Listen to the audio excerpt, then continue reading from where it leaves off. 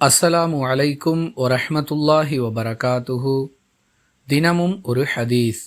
யார் முறையான வருமானத்திலிருந்து ஒரு பேரிச்சம்பழத்தின் அளவிற்கு தர்மம் செய்கிறாரோ அதை அல்லாஹ் தனது வலக்கரத்தால் பெற்றுக்கொள்கிறான். உங்கள் குதிரை குட்டிகளை நீங்கள் வளர்ப்பது போன்று அல்லாஹ் அந்த தர்மத்தின் நன்மையை ஒரு மலையின் அளவிற்கு வளர்த்து விடுகிறான் என்று அல்லாஹுவின் தூதர் ஸல்லல்லாஹு அலைஹி வஸல்லம் அவர்கள் கூறியதாக அபூ ஹுரைரா ரதியல்லாஹு அன்ஹு அவர்கள் அறிவிக்கிறார்கள். நூல் புகாரி, ஹதீஸ் எண் 1410.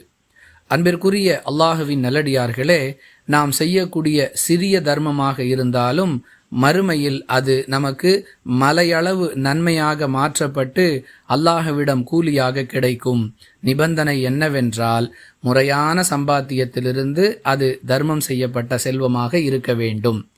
ஹலாலான வருமானத்திற்கு அல்லாஹ்விடம் இந்த அளவிற்கு முக்கியத்துவமும் வரவேற்பும் இருக்கிறது என்பதை இந்த ஹதீஸ் நமக்கு மிக தெளிவாக விளக்குகிறது.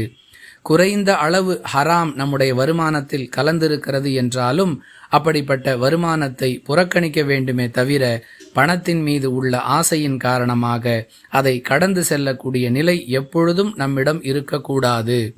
யார் அல்லாஹுவை அஞ்சி நடக்கிறாரோ அவர் இந்த நிலையை பெற்றுக்கொள்வார்.